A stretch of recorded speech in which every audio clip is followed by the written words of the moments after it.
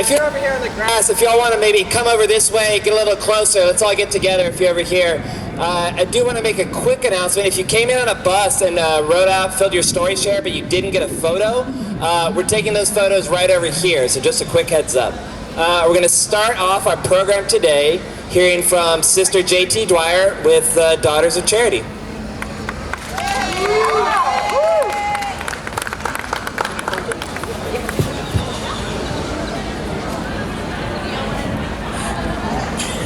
Good morning and welcome. Thank you for coming.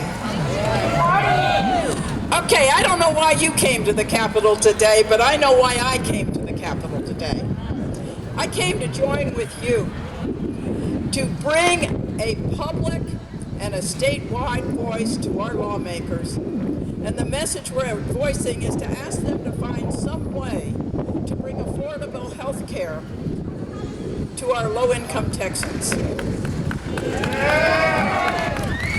Some of you are part of that group, and some of you are very concerned about that group but aren't part of it. These residents are, for the greater majority, people who are working, who have annual incomes too low to get affordable health insurance.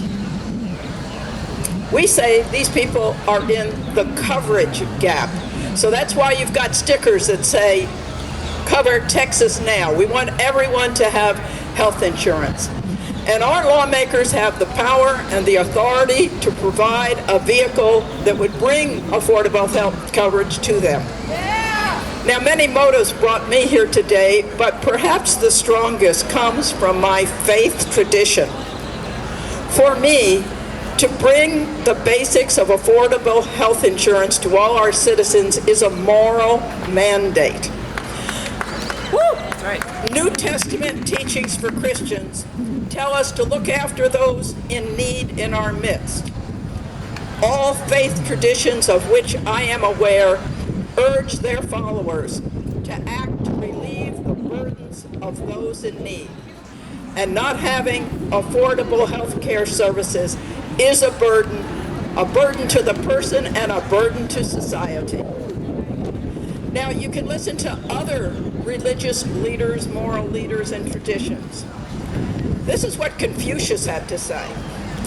Never impose on others what you would not choose for yourself. Now, my guess is that the lawmakers you'll be visiting probably have affordable health insurance. They need to act so as not to continue to impose a situation on their low-income constituents that they would not want for themselves. According to the Quran, Muslims are told to do good to the needy, the near neighbor, and the neighbor farther away. Our Jewish brethren in their teachings have a mandate to improve the world in which they live, and this is to be achieved through the performance of good deeds. Fairness and justice are important concepts in Jewish teachings. I don't think it's fair or just that affordable health care services are out of reach for more than 1 million Texans. Those with no particular faith tradition often subscribe to a moral principle that is termed the Golden Rule: to do to others what you would want them to do to you. Some of what you'll talk to the lawmakers about today may be on how closing the coverage gap will bring sustainable jobs or economic benefits to Texas. And that is true and that is right. But in doing that, you are also fulfilling the Golden Rule and possibly a key tenet of your faith tradition. For you are showing your concern for those in need. You are using your voice to ask those in power to relieve the burdens of others. I ask our Creator God to bless each of you, to inspire you with the right words, and you speak with our neighbors and for our neighbors who are currently in the coverage gap. Thank you.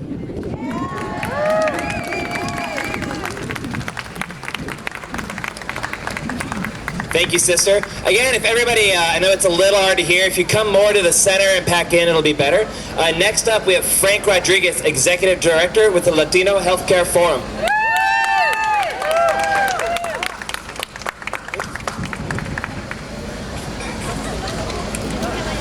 Gracias.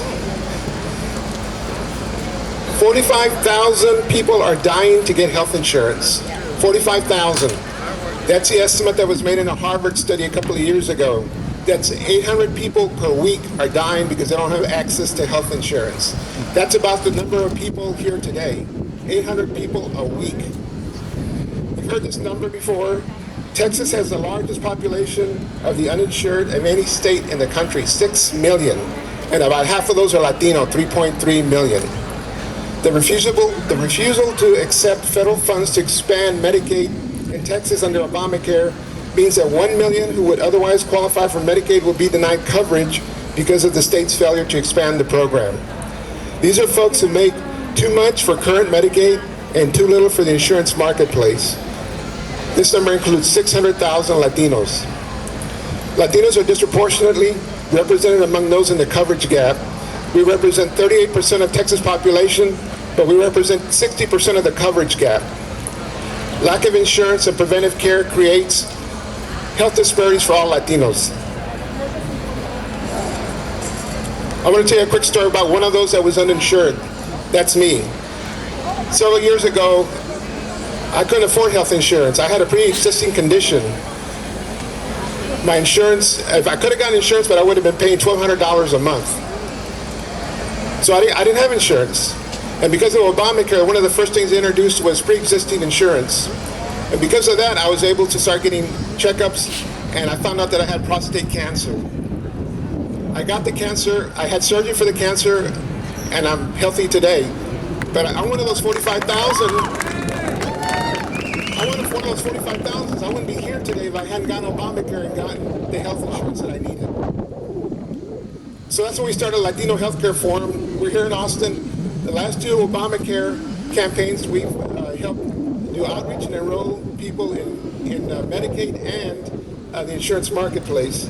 So we're proud to have done that work. If every member of this granite house behind me is worthy of health insurance, so are we.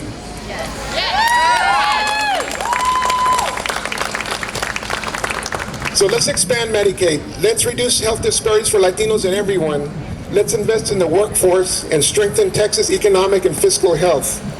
No me dejas atrás. Gracias.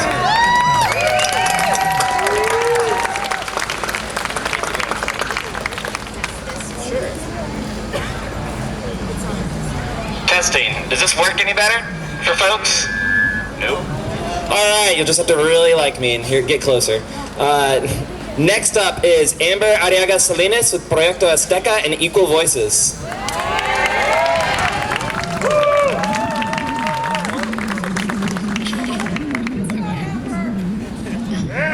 Hi, can you all hear me? Great. So I come from the Rio Grande Valley. We brought about 100 people from Hidalgo, Cameron County. I wanted to give you a snapshot of what it's like to be in the Rio Grande Valley. We have close to 100 million uninsured people in the Rio Grande Valley. And what we do without health insurance is that we flood the emergency rooms. We go to Mexico if we can, except that's becoming less and less likely because of the violence. We go to flea markets to buy cheaper medications, and that's it. Those are our only options. The clinics that see our folks with Medicaid and Medicare and some uninsured they serve the low income. Because of the fiscal cliff, they're facing a 70% cut in funding. So where will we go? We barely have any options now. If those clinics close, if healthcare isn't expanded, where will we go? And I say, we made that decision to come here. This is where you go. You come and you tell your representatives to cover Texas now.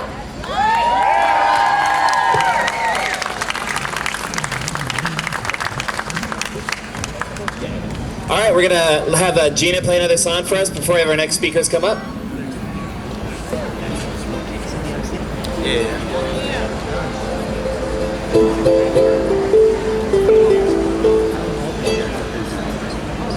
Oh, Philip's on the like.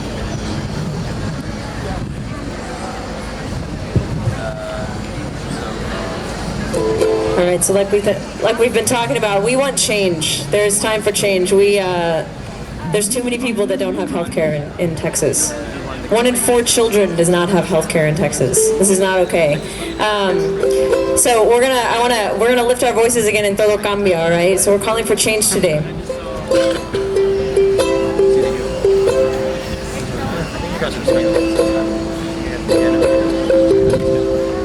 Cambia lo superficial, cambia también lo profundo, cambia el modo de pensar, cambia todo en este mundo, cambia el clima con los años, cambia el pasto, su rebaño, y así como todo cambia, que yo cambie es extraño.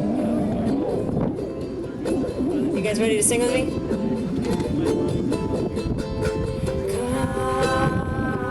Todo cambia,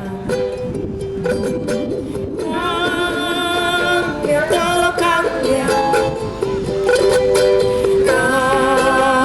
cambia, todo cambia, cambia, todo cambia, cambia el sol en su carrera, cuando la noche subsiste, cambia planta y se viste de verde la primavera, cambia el penaje en la fiera, cambia el cabello el anciano, y así como todo cambia, que yo cambie es extraño todo. Cambia, todo cambia. Cambia, todo cambia. Más fuerte. Cambia, todo cambia.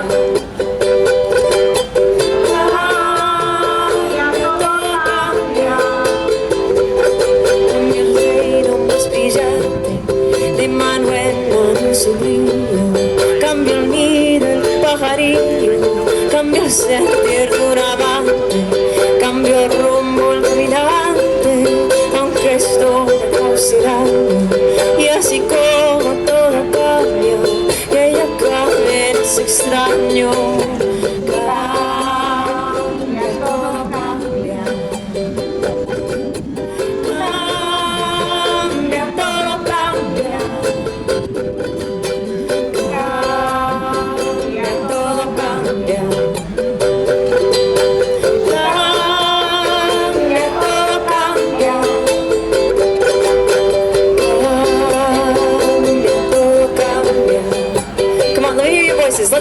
Let's sing to the people in the Capitol. We want change today. Come on. Cambia, todo cambia. Más fuerte. Cambia, todo cambia. Let's tell them how much we want this change today. Cambia, todo cambia. It's time to expand Medicaid. Cambia, todo cambia. Everybody deserves quality health care in Texas. Come on. Ya todo cambia. Cambia, todo cambia. Everybody. Cambia, todo cambia. Cambia, todo cambia. Keep singing. Cambia, todo cambia.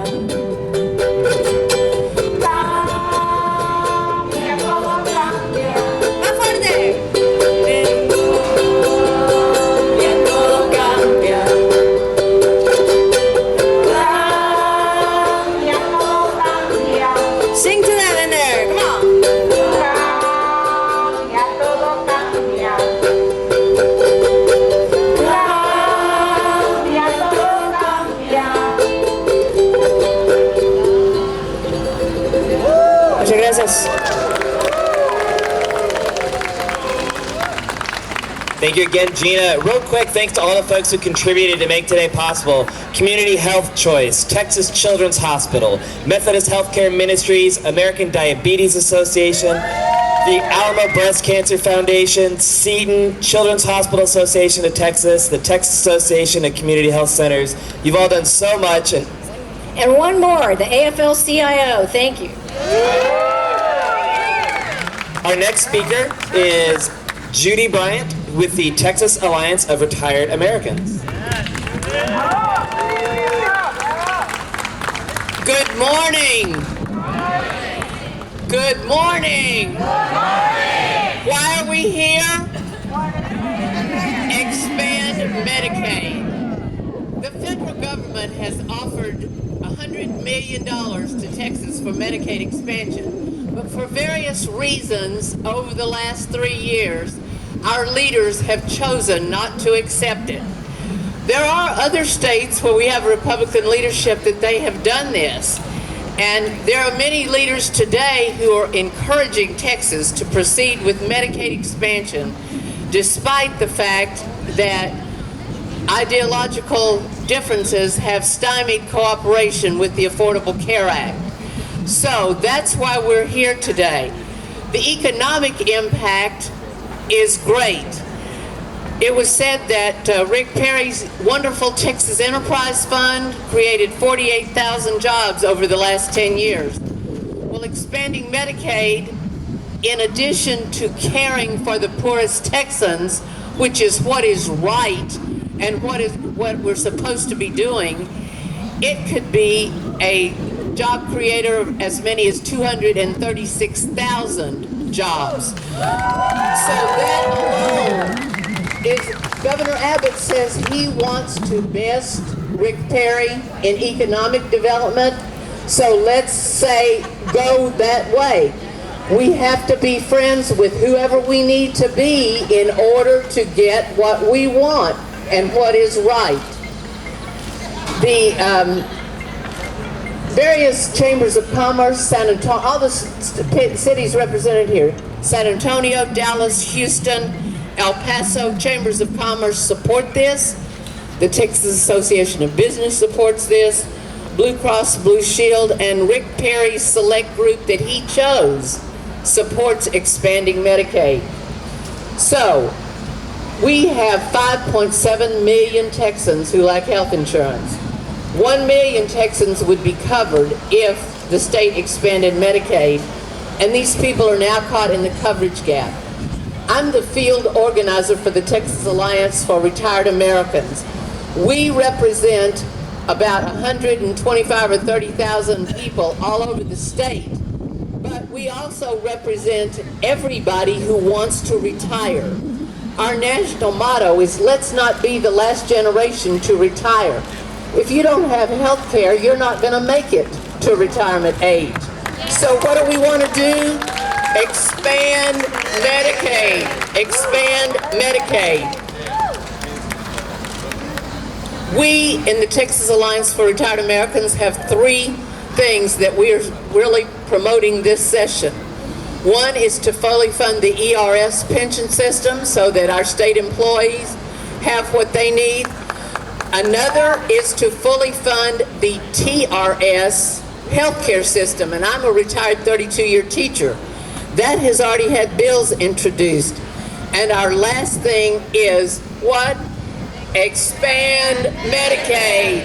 Expand Medicaid. If you notice, if I can get Tony to turn around here, turn around and show him your back of your shirt. Okay, July 30th is the 50th birthday of Medicare and Medicaid. The 50th birthday. We are going to have celebrations all over the state to do that. And when we do that, we want to say our state has approved expanding Medicaid. Let's all go in and talk to our representatives and senators and tell them this is what is right. We must stick together because it is the only human thing to do to take care of people. Thank you all for being here. Thank you, Judy. All right, real quick, I want everybody to hold up your posters, get some stuff together. We got a few people that are going to be taking photos back here. I want to get a nice crowd shot of all you beautiful people out here supporting healthcare. Hold that up. Sí se puede. Sí se puede. Sí se puede. Sí se puede. Sí se puede. Sí se puede. Sí se puede. Sí se puede. Sí se puede. Sí se puede. Sí se puede. Sí se puede. Sí se puede. Sí se puede. Sí se puede. Woo! All right. Woo!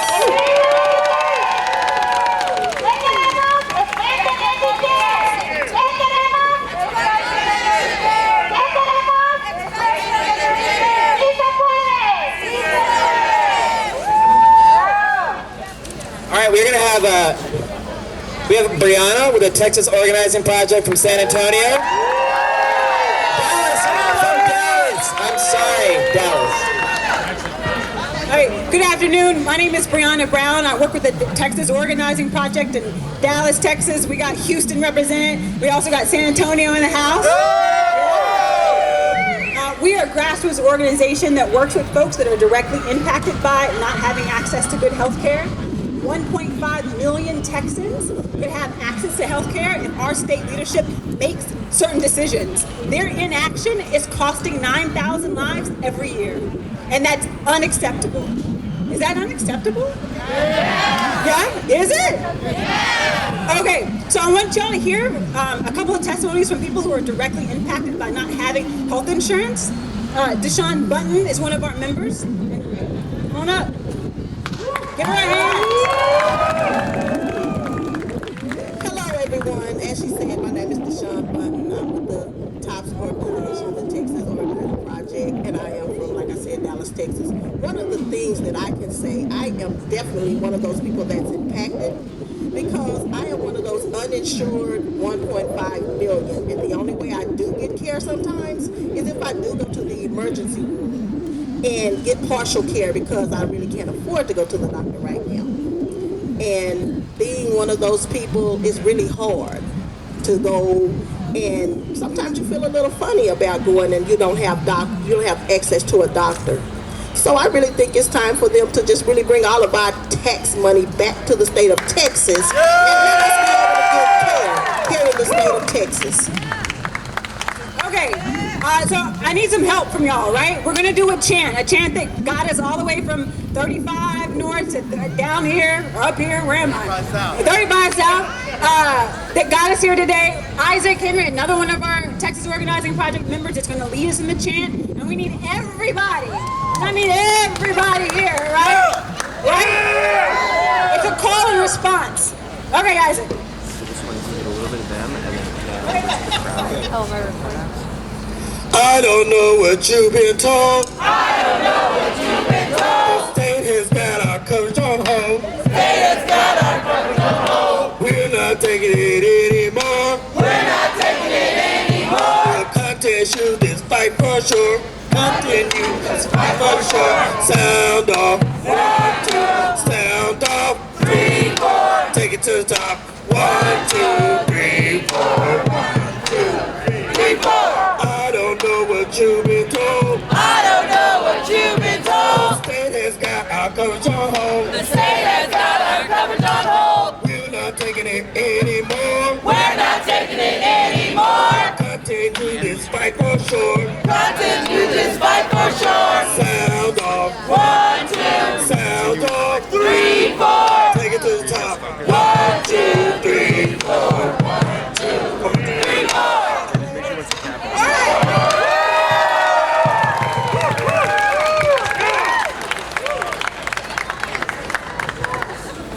Thank you. We actually have a very good announcement. Chairman Garnet Coleman from Houston, state representative, is here. He's been a champion for healthcare his entire career in the legislature, filed many bills to increase coverage and increase access for healthcare. He's going to speak to us now. Chairman Coleman. Thank you, Philip.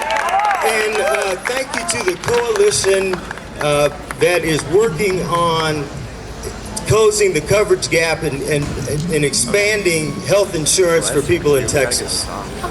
You know, this has been a long fight, and people really don't know that this fight in Texas actually started in 1991.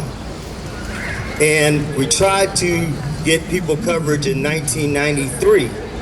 And here we are in 2015, and we still haven't been able to do it because of the very same people who do not want you and other folks to have health coverage, and they've been winning. But we're going to win. And I know we're going to win because every dog has his day. And their day ain't much longer, so we will accomplish the goals. I appreciate everything that you all have been doing to make change, because it doesn't happen unless there are people who care about something and then put their energy and effort into it. So I appreciate your work, and we're going to continue to work hard for you to make sure that Texans get what they need and what they deserve. Thank you all for being here today. We have Representative Roberto Alonso now, who'll speak with us. How are y'all doing? Oh, good. I'm a little hoarse, but I'll try my best. How's that? No, it's my pleasure to be here. You just heard from our champion on healthcare, Garner Coleman, our champion, really. Let's hear a big round of applause for Garner. I'm serious. This guy, for years and years and years, has been working on this issue. Knows it up and down. I guess, if he were to give a similar speech, he would say, what we try to do in this building, what I say is, try to let people know that the world is not flat, that it's round. Now, what does that have to do with expansion of Medicaid? The reason we want to do it is to provide more health care for more people. People that cannot afford it. Money that they'll give it to us as long as we ask for it. Now, who wouldn't want to take money as long as you ask for it? Let me tell you this. Part of the consideration or thought, I think, is because of who is going to. Think about that for a second. Where does this money for Medicaid go to? Who does it go to? Does it go to you? It goes to the doctors. It goes to the hospitals. They know. That's why they're on our side and getting it, because they're going to get it. But the reason we want it is because we have healthier people, less costs, longer living. We get it. I tell you this because I get it. I know that the world is round, right? But, you know, I was thinking the last couple of months, because one of my aunts died in Toledo, Ohio. Now, how does Roberto get connected to Toledo, Ohio? Because we were farm workers, and we used to travel all up north. You know, half of my family, 11 kids, were born up north. The other half was born in Texas. Because wherever you give birth, it could be up north or here, right? So had no choice. In fact, my wife was born in North Dakota because she was a farm worker. But this is the point about healthcare. One of the famous writers, Chicano writers on Chicano literature, is a guy named Tomas Rivera. And he would write about the farm workers. And he said in an interview that they would criticize him because they said he was too weak on his stories. And he goes, I wasn't writing weak stories, I was writing strong stories about people that were working in the farms and pregnant women that were working in the fields. I mean, hard stuff. And the other part is these folks had no protections. And as it relates to what we're talking about, no health care. So I get it. I know the folks that come and talk to you, especially Garner Coleman, get it, and we'll do everything in our power to keep it going. Muchas gracias, que los bendiga. It's my pleasure to be here with you guys.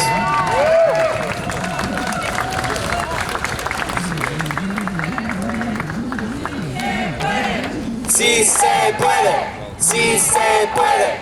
Sí se puede, sí se puede, sí se puede, sí se puede. Yes, we can. We are going to have B. Moorhead with Texas Impact say a few words. We're going to try it through the bullhorn to see if it's a little louder. Does this work better? No.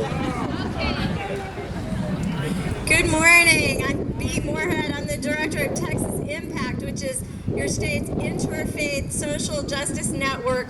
Medicaid expansion has been a huge issue for us for the past now 4 years, 5 years. We've been excited about it ever since it was a possibility and disappointed about it ever since. Every day we wake up and our state still hasn't done it. Right now in Texas, we're paying twice for health care